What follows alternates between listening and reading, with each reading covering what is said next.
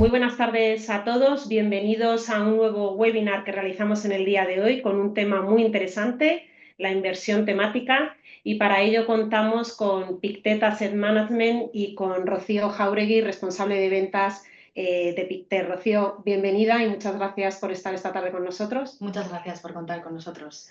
Bueno, yo soy Gemma Martínez, responsable del área de gestión de carteras. Y bueno, pues lo primero, hablar del grupo Pictet, ¿no? Una de las gestoras que tienen una presencia en la industria de fondos y en la industria de fondos temáticos, que vamos a hablar en el día de hoy. Y bueno, en primer lugar, ¿qué nos puedes avanzar o darnos una pincelada de quién es Pictet y el grupo Asset Management? Bueno, muchísimas gracias lo primero por contar con nosotros y muchas gracias a GVC Gaesco y a toda la organización y a toda la disponibilidad, o sea que muchísimas gracias. El grupo Pictet es un banco suizo privado que se creó en 1805. Una de las características de ser un banco privado es que el equity esté en los propios socios y por lo tanto sí que nos da la capacidad de hablar un poco más hacia el largo plazo. Aquí tenéis la foto de nuestros ejes estratégicos, donde lo que hacemos dentro del grupo Pictet tenemos como 4 grandes áreas, donde tenemos la parte de Asset Management, que es donde yo trabajo, donde gestionamos unos 263.000 millones de activos bajo gestión. Tenemos la parte de banca privada, donde gestionan también unos 283.000 millones de activos bajo gestión. La parte de alternativos, que quizás es la que en los últimos años más ha crecido, tanto en interés por parte de los clientes y también en empleados, y por lo tanto es una de las áreas que de aquí a largo plazo vemos creciendo, no solo en Pictet, sino en general en la industria. Y finalmente también hacemos asset services, sobre todo temas de custodia. Tenemos 30 oficinas a día de hoy repartidas por el mundo. Por daros algún ejemplo, llevamos teniendo presencia en Japón más de 20 años. Por ejemplo, ahí tenemos una oficina muy grande donde somos muy conocidos y tenemos tanto gestión de fondos como distribución. Es bastante curioso. Y luego las últimas oficinas que hemos abierto han sido en China, en Shanghái, y en Nueva York, hace como 4 o 5 años. Y eso es un poco lo que hacemos a grandes rasgos. Si luego dentro de Pictet nos centramos en la parte de gestión de activos, que existe desde los años 80, esa división, aquí podéis ver a los 7 socios. Esta mañana decía erróneamente en otra reunión 8 socios, y es que es verdad que suelen ser 7, 8 socios, y el 8º socio acaba de anunciar que se retira después de más de 20 y tantos años siendo socio. Entonces ya me salía a decir 8 socios. Pero efectivamente ahora son 7 socios. Para que veáis la longevidad en la que suelen estar en este puesto, suele ser una media de 20-25 años, y luego sí que están involucrados en distintas líneas de negocio. Dentro de Pictet Asset Management tenemos presencia en 18 oficinas. En España, aquí desde Madrid, damos servicio a España, Andorra, Portugal, pero también distribuimos nuestros fondos a toda Latinoamérica: Chile, Colombia, Perú, México, Uruguay y Brasil. Por lo tanto, somos una oficina pequeña, pero distribuimos y damos servicio a 10 mercados distintos, lo cual es muy interesante porque cada uno tiene sus casuísticas y sus necesidades y sus características. Y luego, finalmente, podemos ver que nuestras capacidades estratégicas son la inversión temática, los alternativos, multiactivos y mercados emergentes. Siempre hemos sido una gestora internacional más de nicho, más que core, ¿no?, por decirlo de alguna forma, pero sí que es cierto que en estas 4 áreas estratégicas sí que creemos que es donde tenemos buenas capacidades, donde hemos sido pioneros y donde podemos destacar. Entonces, eso sería un poco resumido qué es Pictet y qué es Pictet Asset Management. Muy bien, comentabas precisamente las áreas estratégicas del grupo. Una de ellas, como ya enunciabas, es la inversión temática. Y desde luego que bajo nuestro punto de vista es también bueno, pues una de las tendencias que estamos viendo tanto dentro de la industria de gestión de activos como por la demanda de nuestros clientes. Y sí que nos gustaría bueno, pues entrar en detalle en qué es la inversión temática. En primer lugar, preguntarte qué se considera una megatendencia y cuáles son las temáticas de inversión que surgen dentro de cada una de esas megatendencias. Pues muy buena pregunta, Gemma, porque es cierto que depende a quién preguntes, puede tener una definición distinta. Entonces yo creo que es muy importante entender lo que entendemos nosotros por megatendencia y cómo vamos de ahí a los fondos temáticos y de dónde sacamos los temas. Vamos a empezar efectivamente por definir qué es una megatendencia. Aquí podéis ver en la siguiente página, a ver si me deja pasar. Sí, efectivamente, para nosotros una megatendencia son aquellas fuerzas estructurales de cambio que van a influir en la sociedad, en la economía, en nuestra vida, en cómo nos relacionamos, cómo consumimos, cómo vamos a estudiar, cómo vamos a comportarnos. Y para nosotros, que tenéis ahí abajo, el tiempo es importante. Es decir, si es de aquí a un año, 5 años, para nosotros no es suficiente. Para ser una megatendencia es crecimiento secular a largo plazo, es decir, 10, 15 o más años. Eso es muy relevante porque tiene que ser algo que realmente sea totalmente disruptor y muy de crecimiento a largo plazo. Entonces, esa característica me parece muy relevante a la hora de definir una megatendencia. Nosotros efectivamente llevamos años trabajando pues tanto con el Stockholm Resilience Center como con el Copenhagen Institute for Future Studies, perdonad el inglés, que lo que hacen, de hecho, algunos de los puestos son futurólogos, que lo que realmente hacen es analizar a través del research que tienen cómo va a ser la educación en 20 años, ¿no? Cómo van a estudiar nuestros nietos, cómo vamos a trabajar en 40 años. Y dan distintos porcentajes de probabilidades a distintos escenarios, por decirlo así. Y tienen muchísimas papers y mucho research que es muy interesante y que de hecho podéis ver en sus páginas web. Pues nosotros llevamos trabajando con ellos años, cuando en su día pues a lo mejor no se hablaba tanto de megatendencias en la industria de fondos, y junto con ellos nos ayudaron a definir nuestro propio marco de megatendencias, que es lo que veis en pantalla ahora mismo. Estas megatendencias las hemos dividido en 6 grandes grupos, donde podéis ver que tenemos el gran grupo de las megatendencias de la tecnología, donde podemos tener inteligencia artificial, pero muchas otras, medio ambiente, gobernanza global, economía. Es decir, estos 6 grandes grupos son nuestras megatendencias principales. Obviamente vamos a estar revisándolas constantemente porque, como te decía, son muy de largo plazo, pero puede haber cambios. Quizás tensiones geopolíticas en un momento dado no existía o globalización era globalización y no tanto desglobalización, que es lo que estamos viviendo ahora. Puede haber megatendencias que se agoten, otras que surjan nuevas y por lo tanto es un marco, esta sería como la foto a día de hoy, pero efectivamente tenemos que ir revisándola cada cierto tiempo para ver cómo evoluciona. ¿Qué hacemos desde Pictet Asset Management? Vemos si en el cruce de varias de esas megatendencias tiene sentido sacar un tema de inversión, una temática. Nosotros no somos de sacar fondos de inversión todos los años y somos muy de largo plazo.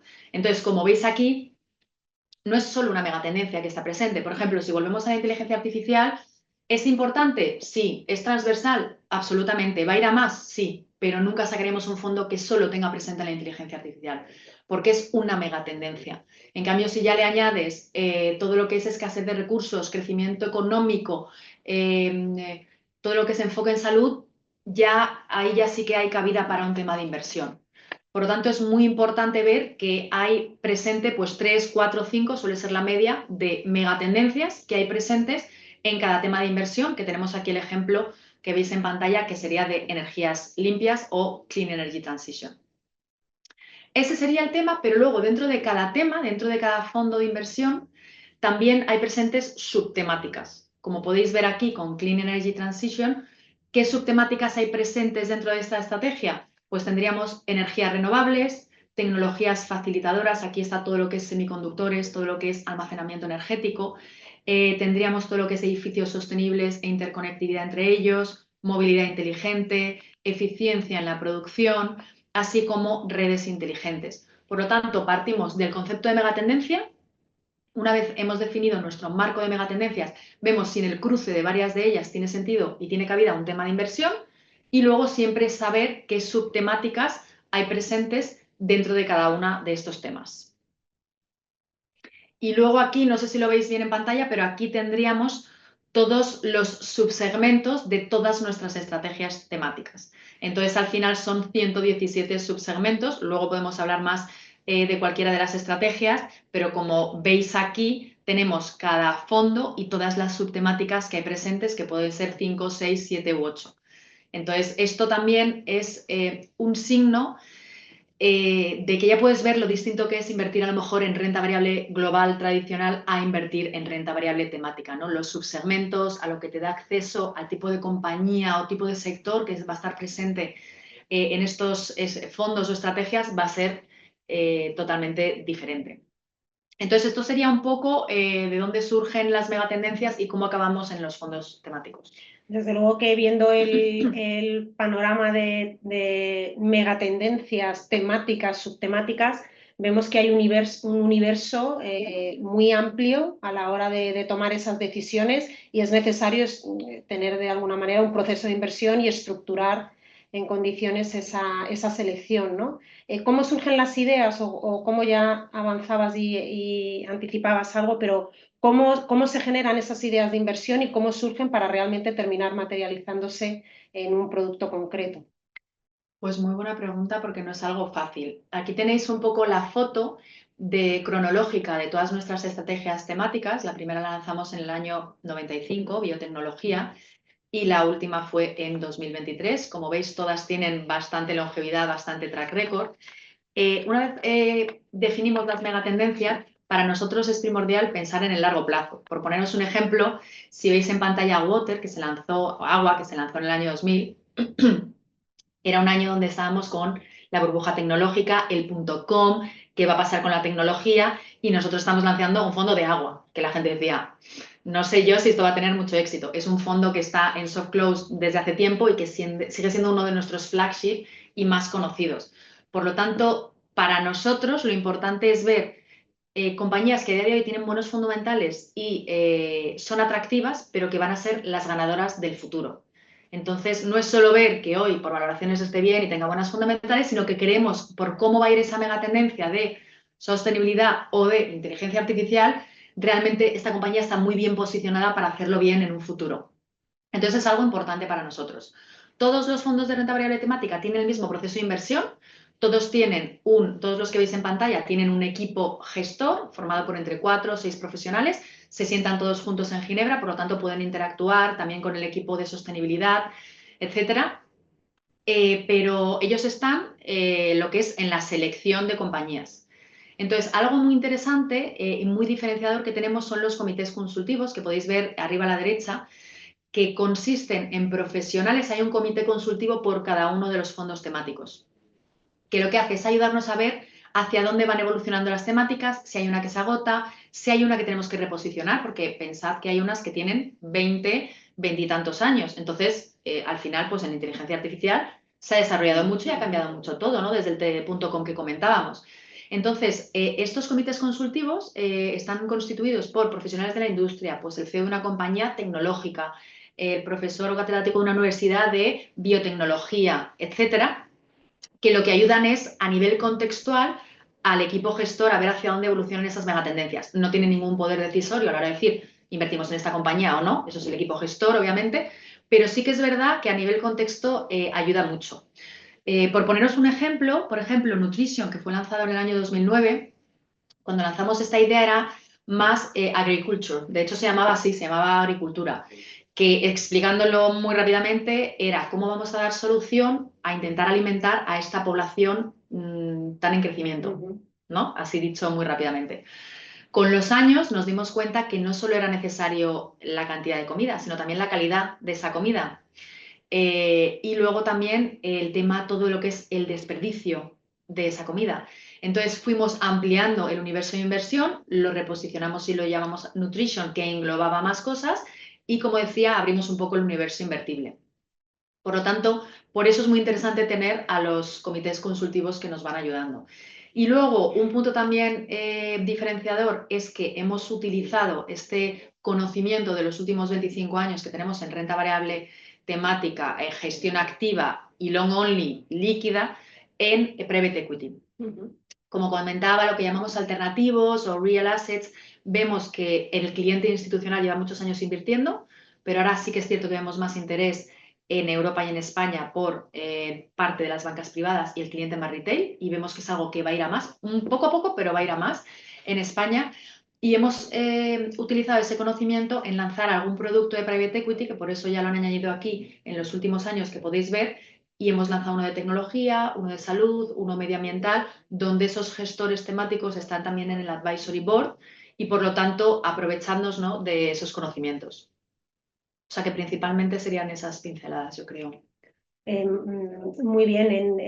Desde luego que lo que sí que nos queda claro es que ese expertise, ¿no?, y esa especialización parece evidente y necesaria a la hora de gestionar, de tomar esas decisiones, de estar de la mano de profesionales también de cada uno de los sectores.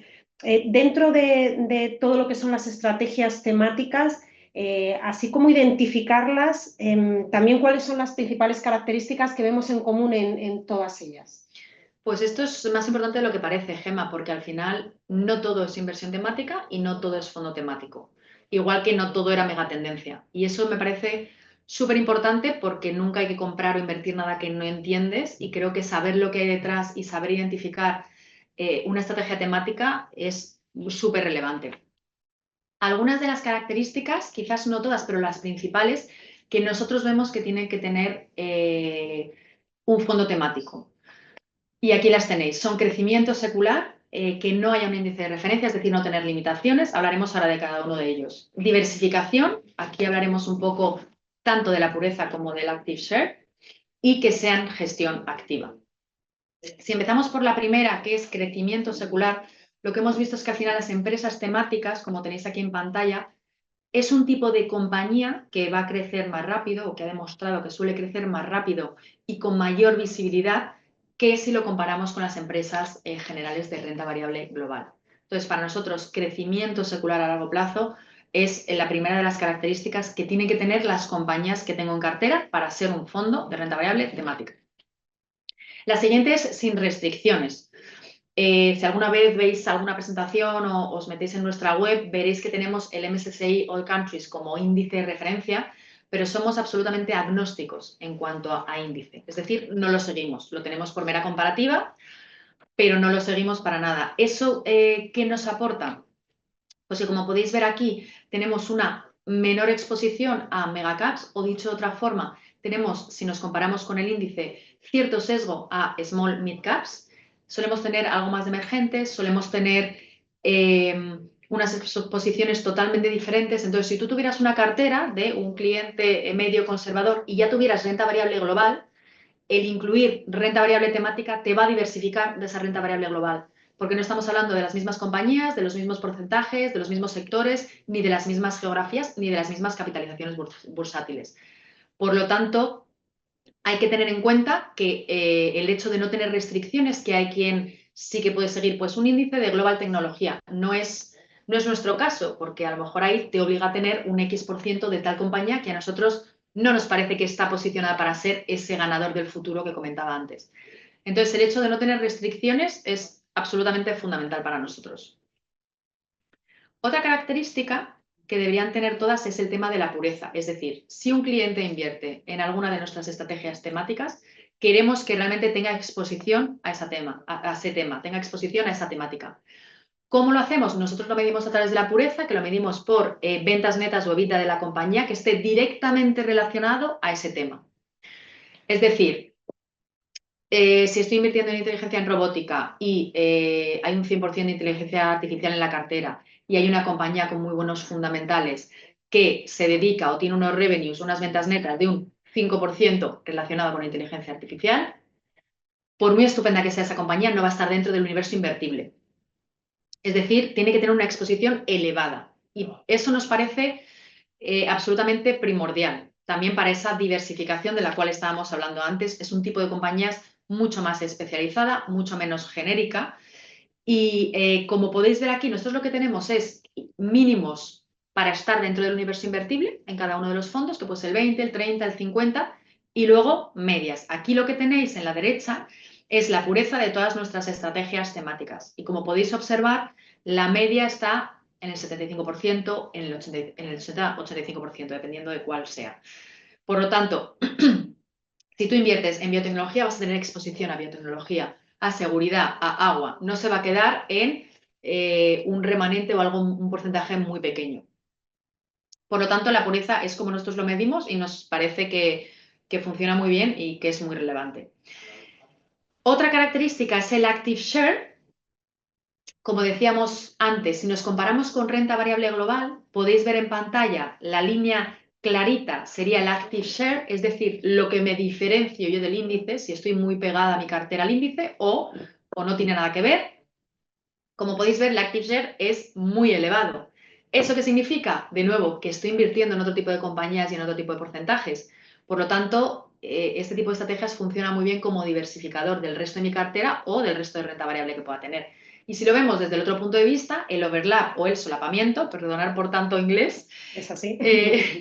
el solapamiento sería, pues eso lo que tengo en común con el índice de referencia, que como veis es más bien poquito. Por lo tanto, tener un elevado active share o un muy bajito solapamiento o overlap son dos características que ya te están empezando a indicar que estamos hablando de renta variable temática. Y finalmente, gestión activa. Estamos en un momento ¿no? Vivimos ahora mismo en un mundo muy polarizado, ¿no? Arriba, abajo, izquierda, derecha, blanco, negro. Gestión activa, gestión pasiva. Dentro de que obviamente hay hueco para gestión activa y para gestión pasiva, en renta variable temática pasa una cosa muy curiosa. Y es que si veis, si empezamos por el gráfico de la izquierda, aquí tenéis la evolución de los activos bajo gestión de todos estos años de core equities, ¿vale? Renta variable global, core, que suele ser regional tradicional. Estados Unidos, Europa, ¿no? Lo que llamamos core en las carteras. Podemos ver en la línea clarita cómo ha ido aumentando esos activos bajo gestión en gestión pasiva, siendo ahora un porcentaje bastante importante. No son mitad y mitad, pero bueno, dale tiempo. Es decir, es un hecho que la gestión pasiva para según qué cosas va en aumento y tiene su sitio, ¿no? en nuestras carteras o en la industria o en el mercado. Ahora bien, si hablamos de renta variable temática, que sería el gráfico de la derecha, tenemos esa misma evolución de esos mismos años y podéis ver la línea más clarita, rosa, cómo es cierto que algo ha aumentado la gestión pasiva, pero el inversor sigue prefiriendo gestión activa en renta variable temática. Y vemos muchísima diferencia a día de hoy entre gestión activa y gestión pasiva. Por lo tanto, a la hora de seleccionar cuáles son esas compañías que creemos que van a ir mejor en un futuro, es algo que pues, un ETF o la gestión pasiva, en el futuro no lo sé, pero que a día de hoy no es capaz de darte. Por lo tanto, que sea gestión activa a día de hoy es absolutamente clave para nosotros. Y yo creo que en general, y tampoco por no alargarme mucho más, esas serían las características principales para identificar qué es y qué no es renta variable temática. Muy bien. Llegado a este punto, yo creo que seguro que los espectadores, la audiencia, está deseando ya que entremos a ver cuáles son las estrategias que desde Pictet Asset Management tenéis en vuestra oferta de producto. Y nosotros, adicionalmente a esto, hemos destacado las que consideramos que a día de hoy tienen un potencial interesante de medio a largo plazo, intentando anticipar por dónde van a moverse los mercados en los próximos años dentro de una inversión en cartera de renta variable donde gestionamos e invertimos a medio y largo plazo. Y sí que hemos destacado como tendencias que vemos en aumento lo que sería la seguridad y la transición energética. Entonces, si puedes, bueno, pues comentarnos en primer lugar cuál es la gama de producto de Pictet por ver ya en detalle en qué tendencias y en qué inversión concreta tenéis cada uno de vuestros fondos y luego entramos un poquito más en detalle en Security y Energy Transition. Fenomenal. Pues creo que aquí tenemos una foto de todas nuestras estrategias temáticas que podéis ver aquí. Tenemos estrategias de temática única y tenemos estrategias de temática global, que es verdad que son un poquito distintas. Tenemos la biotecnología, que es toda la cadena de valor. Bueno, quizás esta es la más, ¿cómo decirlo?, concentrada. Normalmente todos nuestros fondos temáticos suelen tener exposición a 3, 4 sectores. Obviamente esto es, como decía, gestión activa, bottom-up y selección pura, o sea, la foto de dónde esté una estrategia en un momento dado es pura consecuencia de la selección de esas compañías. No tenemos ningún tipo de restricción. Pero sí es cierto que cada temática suele tener exposición a 3, 4 sectores de forma general. Por eso lo comento, porque quizás biotech es una de las excepciones. Health, por ejemplo, que también hay sectores que son más o estrategias que son más defensivas que otras. Entonces, en función del momento del ciclo, sí que pues, solemos ver rotación entre unas y otras, como puede ser, por ejemplo, salud, que es toda la cadena de valor de la salud y donde vemos que se va aumentando interés, demanda y hay más compañías cada vez mejores, es en la parte de la prevención de la salud, donde creo que todos cada día somos más conscientes y nos cuidamos más para tener esa longevidad más elevada y durante más años, por Mayor decirlo, calidad, ¿no? justo, mayor calidad de vida durante más tiempo. Luego tenemos el tema de la seguridad, que vamos a comentar un poquito más adelante. Robotics, robotics digital y seguridad es lo que nosotros llamamos tecnologías disruptivas. Son quizás los que más carga de inteligencia artificial tienen, sobre todo robótica y digitalización. Dentro de que digitalización está más centrado en todo lo que son compañías online. Entonces, es cierto que alguna de las compañías que hay en una, que no lo he comentado, en algún fondo podría estar en algún otro, pero es cierto que el solapamiento, antes hablamos del solapamiento con el índice, el solapamiento entre ellas, puede haber alguna compañía presente en ambos fondos, pero sí que es verdad que está muy limitado y que tienen diversidad entre ellos. Smart City es todo lo que tiene que ver con vivir en las ciudades del futuro, tanto el ocio de las ciudades, la interconectividad entre ellas, eh, el comprar en esas ciudades, el trabajar en esas ciudades y por lo tanto también está bastante diversificado este fondo. Regeneration es uno de los fondos más nuevos, por decirlo así, que ya tiene 3 años, pero bueno, que para ser PICT suelen ser nuevos. Y aquí dentro del tema de la sostenibilidad hemos visto una oportunidad en todo lo que es biodiversidad, que es uno de los últimos informes que hemos hecho desde la parte de research y de sostenibilidad dentro de Pictet Asset Management, donde están intentando crear como métricas en los próximos 4 o 5 años, métricas que demuestren que la pérdida de biodiversidad te va a afectar al bolsillo y está unido a la economía y a las finanzas, lo cual no es fácil, pero queremos métricas detrás, ¿no? Entonces es un proyecto muy interesante que hay detrás de Regeneration, también tiene todo lo que es economía circular. Entonces, la verdad es que es un fondo muy interesante. Global Environmental Opportunities, que es toda la cadena de valor de medio ambiente a nivel global, esa sería una de las que es más global. Luego tenemos Human, que es todo lo que tiene que ver con el ocio de las personas, la calidad de vida, cómo estudian y cómo todas las plataformas que pueda haber a nivel formación, a nivel trabajo, etcétera. Luego tenemos Premium Brands o marcas de gama alta, que es un fondo no solo de lujo, porque sí que incluye lujo, pero no solamente, también son marcas aspiracionales, esto de lo que tiene que ver con viajes. Son al final compañías que es muy Europa y muy Estados Unidos, pero donde vemos que la demanda, por ejemplo, de China va a más en lo que son marcas aspiracionales. Y todo lo que es viajes, hoteles, métodos de pago, también es algo muy interesante que vemos que puede ser potencialmente atractivo en un futuro. Las nuevas generaciones, que ya a lo mejor no compran tanto low cost, sino que hacen mucho más research online, en redes sociales, pero compran productos de más calidad. Entonces, bueno, es un fondo muy interesante también.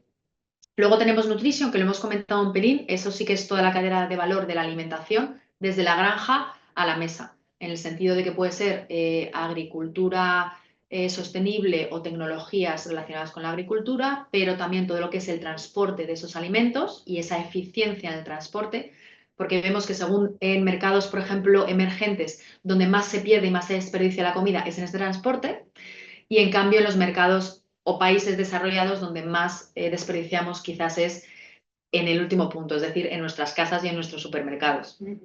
Entonces, aquellas compañías que hagan que ese desperdicio vaya menos, puede estar dentro del fondo Nutrition, así como empaquetamiento sostenible, por ejemplo, ahora que tenemos tanto delivery, tanto comer fuera de casa, que el empaquetamiento sea sostenible, que los productos se puedan mantener más, por más tiempo en buen estado, etcétera.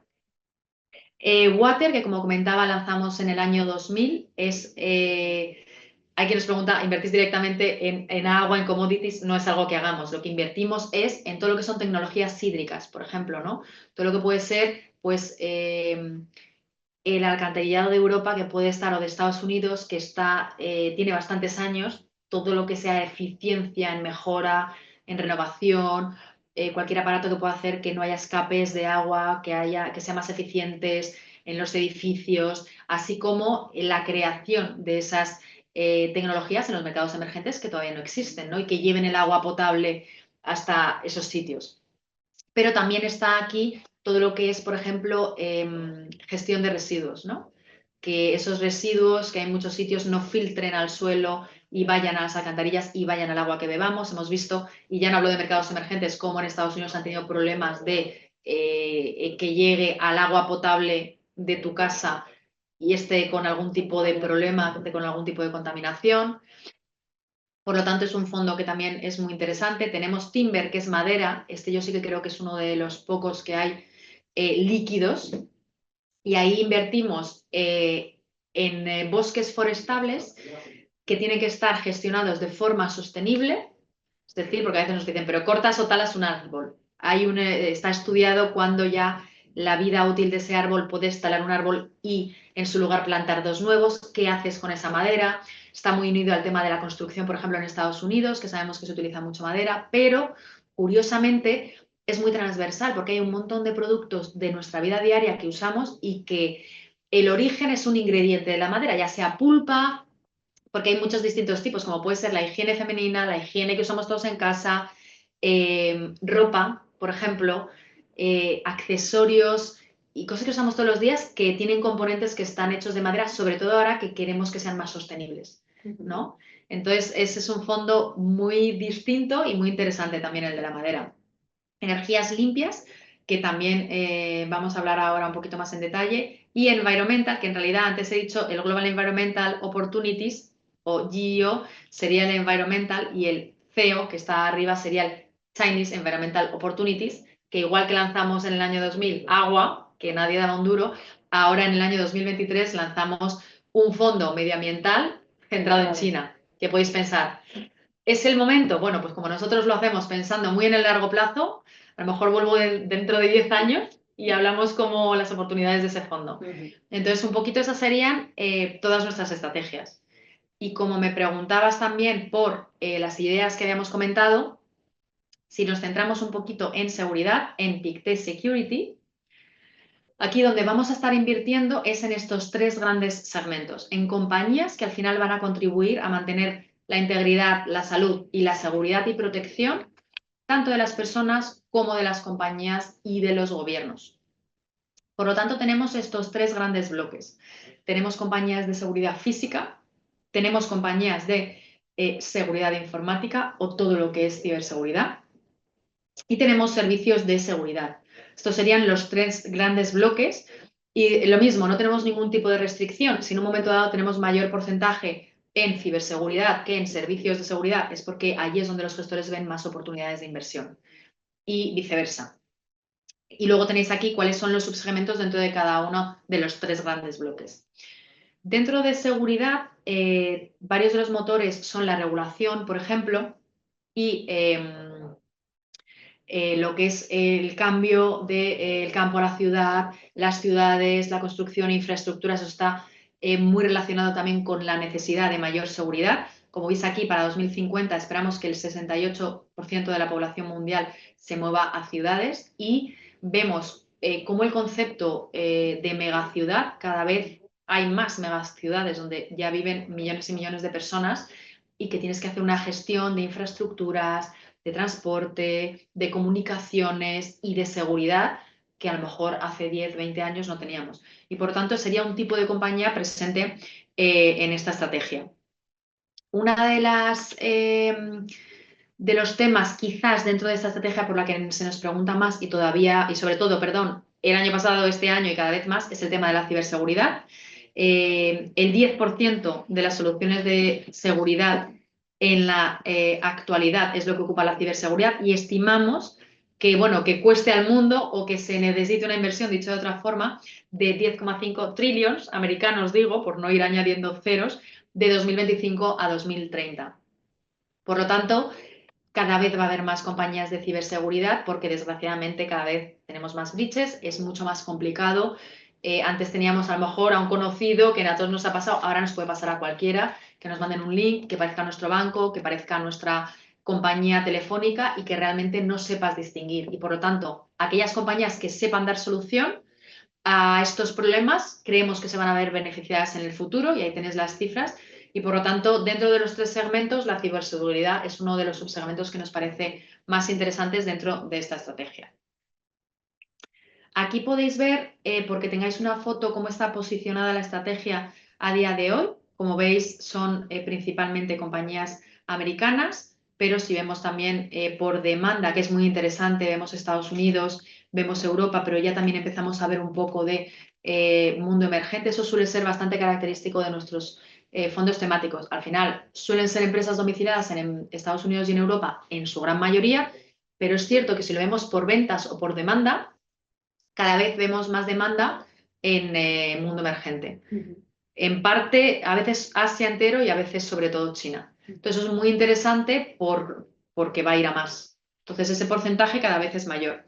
Podéis ver también los subsegmentos que os he contado de esos 3 grandes grupos, como a día de hoy está bastante diversificado. Hay momentos en los que tenemos una gran apuesta por uno de ellos, pero bueno, es verdad que en IT Securities nos decían que de cara al futuro los gestores están viendo bastante oportunidades en ese tipo de compañía.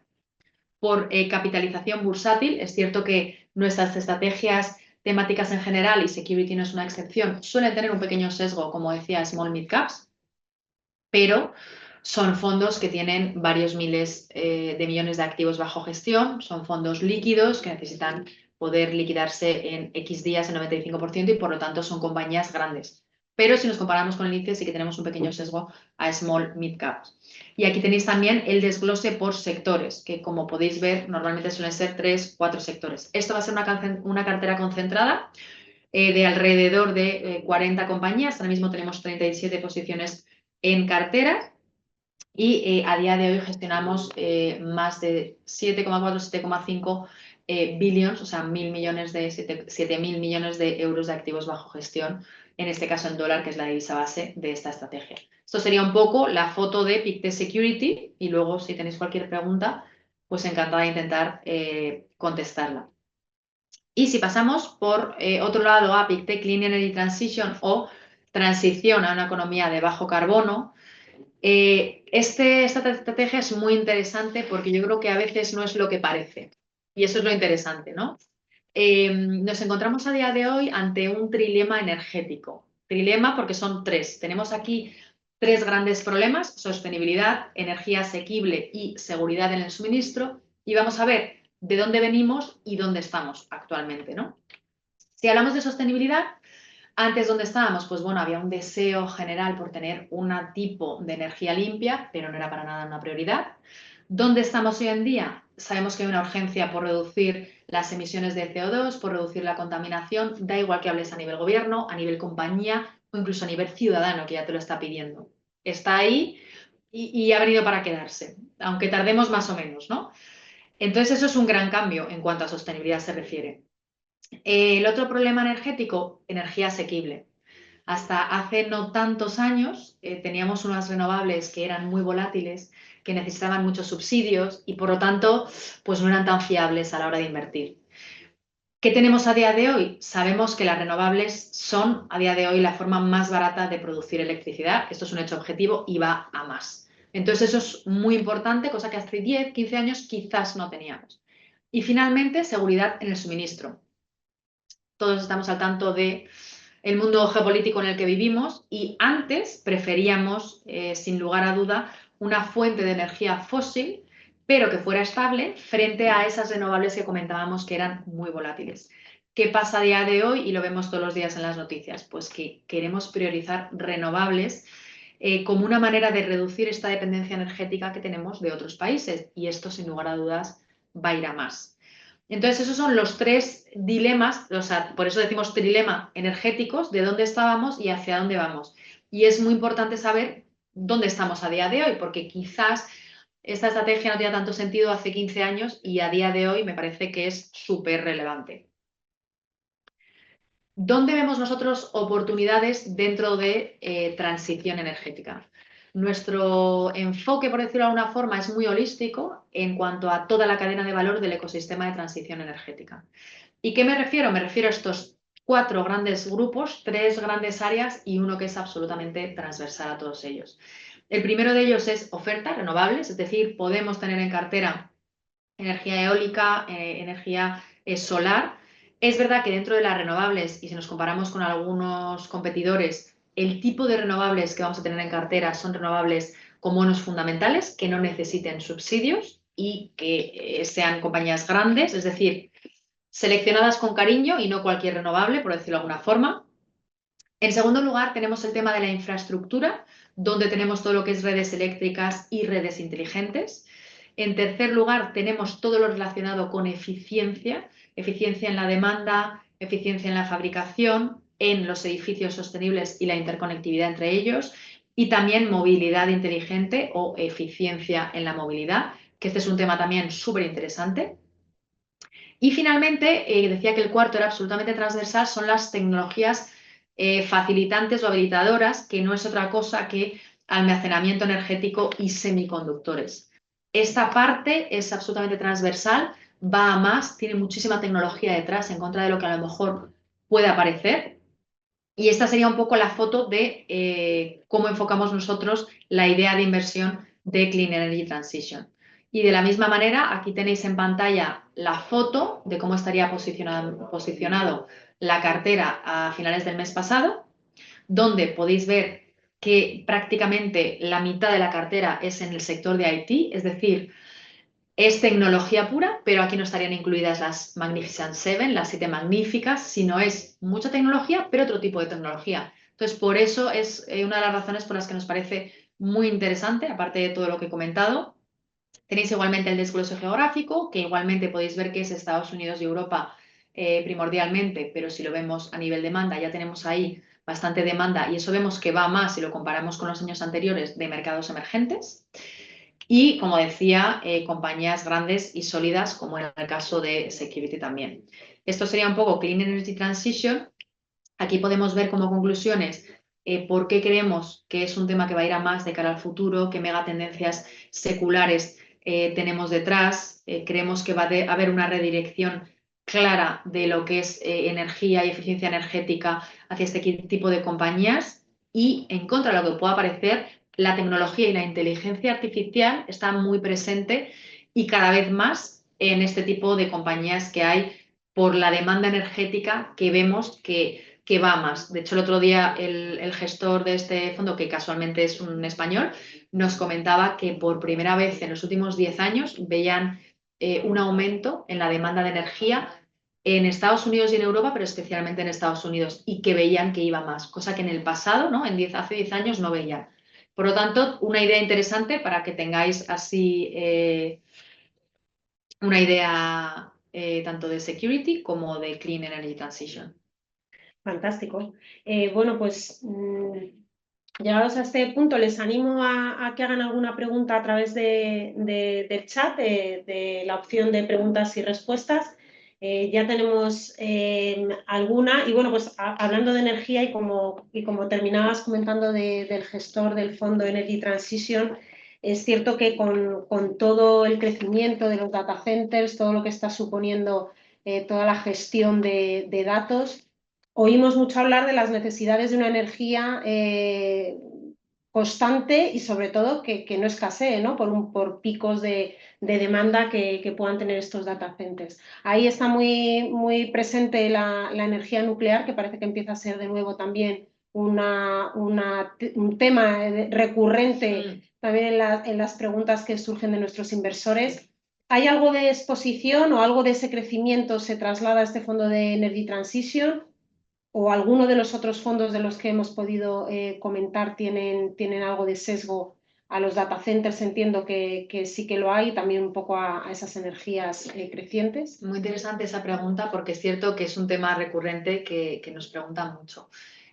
Nosotros las nucleares lo que vemos y lo que nos decía el otro día el gestor que os comentaba de Clean Energy Transition es aquellas que ya existen, sí, pero centrales nucleares nuevas con el coste que hay detrás para montarlo y luego hacerlo funcionar, no es algo que veamos nosotros.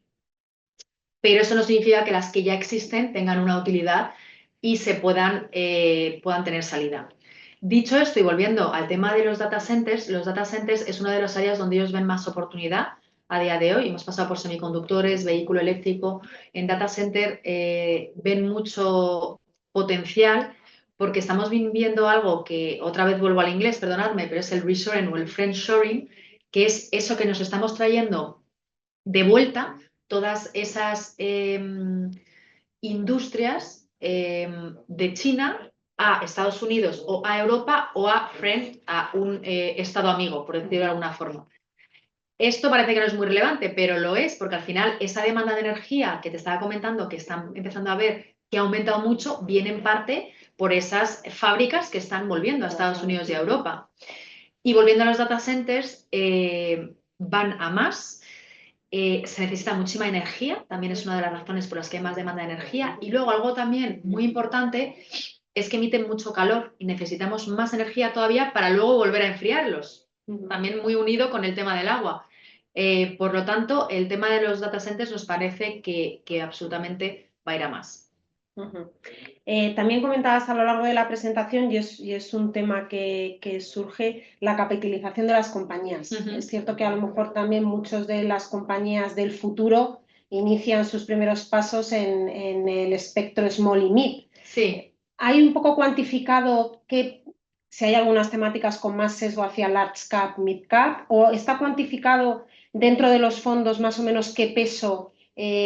Aunque hablabas de que es una pura selección bottom-up, pero sí que hay algunas limitaciones, tal vez por esa liquidez, por un peso mayor dentro de cada estrategia de las grandes compañías frente a las medianas y pequeñas. Sí. Eso también es muy interesante porque es cierto que en todas las estrategias temáticas vamos a tener algo de sesgo hacia small mid caps, como bien decías, frente al índice de referencia, pero también somos fondos muy líquidos, con muchos activos bajo gestión y tienen que ser compañías sólidas y con buenos fundamentales. Entonces, por ejemplo, otro tema que nos preguntan mucho como el hidrógeno verde. ¿Vais a invertir mañana en una compañía de hidrógeno verde? Por ahora no. ¿Por qué? Porque no es todavía es muy costoso, no es muy renovable y no es muy sostenible. Y son compañías que a lo mejor son muy startups, que están comenzando ahora. Entonces, otra cosa es que una compañía que ya tengamos en cartera y que ya esté muy relacionada con transición a una economía de baja carbono, empiece con un departamento de hidrógeno y que cada vez vaya más.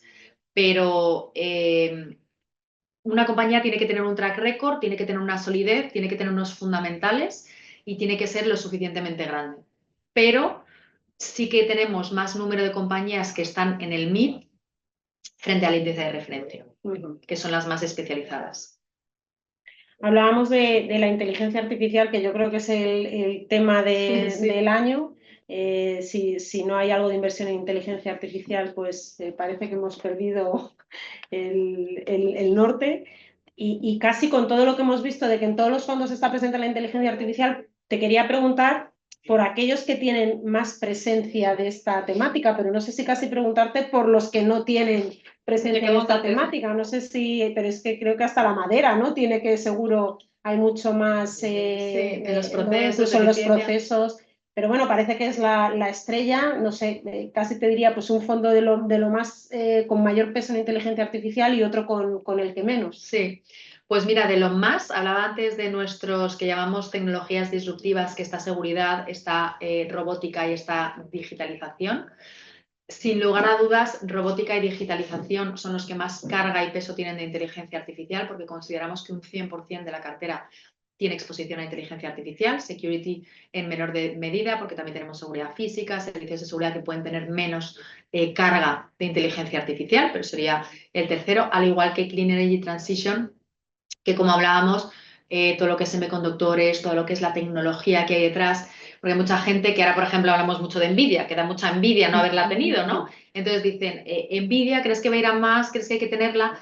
Lo que nosotros pensamos es que para que Nvidia es el que diseña, que si tú lo que quieres es, crees que el chip, que Nvidia va a ir a más y va a ir bien, es necesario que la tecnología del chip funcione y vaya bien. Y ese es el tipo de compañías que habría en Clean Energy Transition. Es decir, en lo que hay detrás de ese tipo de compañías que ahora mismo está fenomenal. Entonces, Yo creo que robótica, digital y luego en menor medida, tanto seguridad como Clean Energy Transition tienen carga de inteligencia artificial y por decirte la que menos, la verdad es que no sabría decirte. Yo creo Porque que Water, por ejemplo, tienes tecnologías hídricas. Sí que vemos que la inteligencia artificial está pasando de lo más obvio, como robótica y digitalización, a ser mucho más transversal. Hay quien cree que Clean Energy Transition es solo una estrategia súper sostenible o de impacto, que lo es, pero es que tiene mucha carga de tecnología.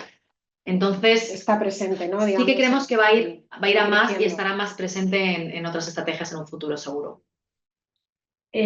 Preguntas que nos llegan referentes bueno, al sector automoción en Europa, el impacto, por supuesto, de un poco de las economías emergentes sobre Europa y la gran tendencia también de coche eléctrico, coche autónomo, o sea, un poco el sector autos. ¿Cómo veis esa transformación dentro de un sector tan tradicional como ha podido ser dentro de las grandes compañías europeas, dentro de la automoción, ¿no? Pues sí que vemos a día de hoy, donde más presente podrá estar esta pregunta es en Clean Energy Transition, de nuevo, y es cierto que ahora vemos un poco de cuello de botella a nivel, si cualquiera de nosotros nos queremos comprar hoy un coche eléctrico, en los precios, en los puntos de recarga, si nos queremos recorrer España de norte a sur. Pero es cierto que vemos que ese cuello de botella, o eso nos contaban los gestores el otro día, quedan bastante pocos años para que pasarlo. Por lo tanto, vemos la electrificación en el transporte de forma absolutamente clara.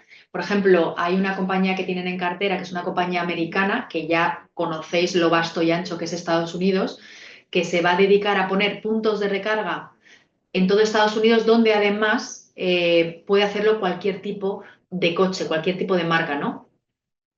Hay veces que paras en ciertos sitios en España y puedes ver, pues oye, Tesla o el que sea, pero si tienes otro, no es tan fácil. El hecho de que sea una marca blanca y de que cualquiera pueda pasar, pueda parar, recargar, pueda hacerlo cada vez en menos tiempo, sin esperas, etcétera, está ahí. O sea, estamos en un momento que parece que hay mucho cuello de botella, pero falta poco para esa electrificación en el transporte. Y luego un dato también que es muy curioso y que creo que a veces no pensamos.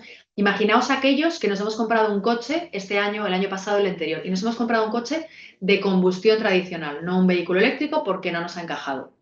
Hay que tener en cuenta la carga de tecnología y la carga de semiconductores que tiene ese coche nuevo que nos hemos comprado hace 2 años, 3 o 4, respecto a hace 10 años. Es decir, esa cámara que te hace aparcar mejor, esos sensores, esa tecnología que te hace poner tu teléfono, poner tu Bluetooth, poder escuchar el podcast que quieres o la música que te gusta, toda esa tecnología que hay detrás está absolutamente relacionada con los semiconductores. Es decir, que aunque creyéramos que ese vehículo eléctrico va a tardar un pelín más en llegar, podemos ver que el coche de combustión tradicional ya tiene mucha más carga de ese tipo de compañías. Entonces eso es muy interesante. Y luego, aunque me salga un poco de tema, por ejemplo, en robótica, es muy interesante, como nos comentaban el otro día los gestores de robótica, la importancia de los datos, ¿no? Hay unos robotaxis que se llaman, como sabéis que hay en California, en ciertos sitios de Estados Unidos, unos robotaxis a taxis autónomos que te llevan de A a B y podrás decir, oye, eso es el futuro, ¿cuándo va a llegar aquí? La clave no es esa, la clave es los datos que van recogiendo ese tipo de compañías solo hace trayectos de 5 minutos, centro de la ciudad, el perfil del cliente es joven, es de esta edad, trabaja en esta industria. Es decir, el futuro y sobre todo en la inteligencia artificial, en robótica y digitalización, es esos datos, esa recopilación de datos, da un poco de miedo, esa recopilación de datos, de nuestros datos, y qué van a hacer con ellos de forma que sabes qué producto ofrecerle al consumidor de ese robotaxi en California, en Palo Alto, pasado mañana. Entonces, ese tema de los datos sí que nos parece súper relevante de cara a la inteligencia artificial también. Por último, nos preguntaban por las estrategias de private equity que has comentado que ya hay una gama que habéis ido desarrollando. ¿En qué temáticas están estas estrategias centradas? Pues mira, muy resumidamente, dentro de lo que es líquidos alternativos, como decía al principio, vemos que el cliente institucional lleva años consumiéndola, ¿no? No sé si conocéis los famosos endowments en inglés, que son esas fundaciones o fondos dotacionales de universidades tan archiconocidas como Yale o Harvard, que lo que hacen es invertir muy en el largo plazo. mueven activos bajo gestión increíbles y siempre han tenido mucha carga de alternativo y líquido. Es decir, ha sido un producto muy para cliente muy institucional o de muy elevado patrimonio y muy inaccesible al cliente de banca privada y retail. ¿Qué estamos viendo en los últimos años? En parte por el cambio de regulación, por ejemplo, pues que por un lado hay más demanda de ese tipo de producto por bancas privadas y más retail, que es más fácil el acceso, que los plazos, los importes son menores y que podemos acceder el resto, ¿no? Lo cual me parece una oportunidad muy buena y vemos que va a ir a más.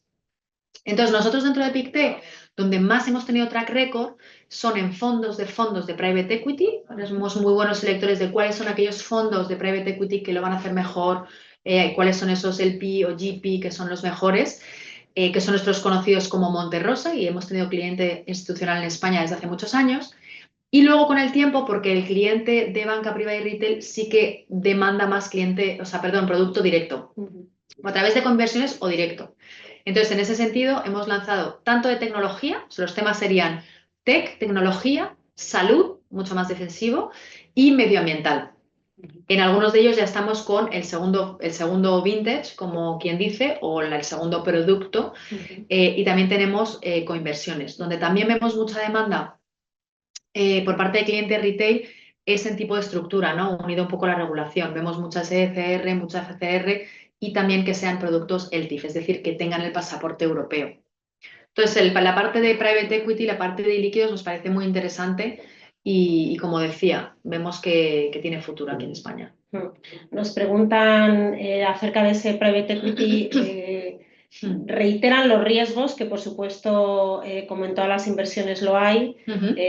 Ya si quieres respondo yo, también un poco los riesgos que podemos ver de default o en este tipo de compañías, bueno, que me imagino que la pregunta va más que con la subida de tipos de interés hemos podido ver que algunas de las compañías tal vez no era tan eficiente la gestión del riesgo, ¿no? Con una estructura de tipos de interés como la actual tras la subida respecto a tipos de interés casi cero, ¿no? Yo creo que en cualquier inversión, desde luego que hay que considerar los riesgos de impago, y en el private equity, pues como en la inversión de cualquier compañía, ¿no? Por supuesto, buscando siempre calidad y diversificación, yo creo que es la manera de minimizar esos riesgos, pero no podemos tampoco posicionarnos, entiendo que ni Pictet ni nosotros Absolutamente, todos los mensajes, a lo mejor no estoy respondiendo a la pregunta, pero bueno, sí que creemos que es absolutamente necesario ir de la mano de un buen asesor, porque al final no se puede hablar en genérico, cada uno tiene sus necesidades de liquidez, tiene sus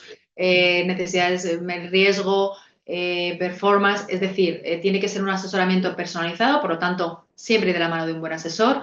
Punto número 2, nunca invertir en nada que no entendamos. Es cierto que por nuestra parte y todos los integrantes de esta industria sí que tenemos esa obligación, creo yo, en intentar ser capaces de que el inversor final entienda lo que es y lo que no es private equity, que no es otra cosa que una compañía que no está cotizada. Es cierto, lo que decían, en riesgo de default depende de en qué compañía inviertas, tienes que entender muy bien lo que hay dentro de esas compañías y tienes que entender muy bien a través de qué producto inviertes y de qué gestora. Es que es todo. Entonces, yo creo que hay que tener exactamente las mismas pautas que si inviertes en renta fija o en renta variable. Correcto. Y por acabar con una pregunta, no nos quedemos con el private equity como cierre de la reunión de hoy. Si hay alguna posibilidad de invertir en varias temáticas dentro de un mismo producto, porque parece todas son súper interesantes, y desde luego que oír hablar de tendencias, de megatendencias, pues es para el inversor yo creo que es muy interesante, pero que a veces diversificar en muchas ya hay que tener patrimonios elevados o ver cómo afrontar esa diversificación, ¿no? ¿Hay algún producto que englobe varias estrategias? Pues sí lo hay, y de hecho es el único que no aparecía en la imagen, que es el Global Megatrend Selection. Tenemos una estrategia que tiene todas y cada una de nuestras estrategias únicas. Es un fondo directo, pero en vez de ser una cartera concentrada entre 40, 60, 80 compañías, tiene 400 y pico compañías. De tal forma que sí que es cierto que es un fondo muy interesante para entrar, ¿no? Como para iniciarse en renta variable temática. Oye, yo no sé si quiero este año seguridad o agua. Bueno, pues el Global Megatrend Selection, esa primera aproximación mucho más diversificada, es una buena estrategia para tener exposición a renta variable temática sin tener, a lo mejor, como dices tú, 3, 4, 5 estrategias. Por lo tanto, nosotros lo jugamos a través del Global Megatrend Selection.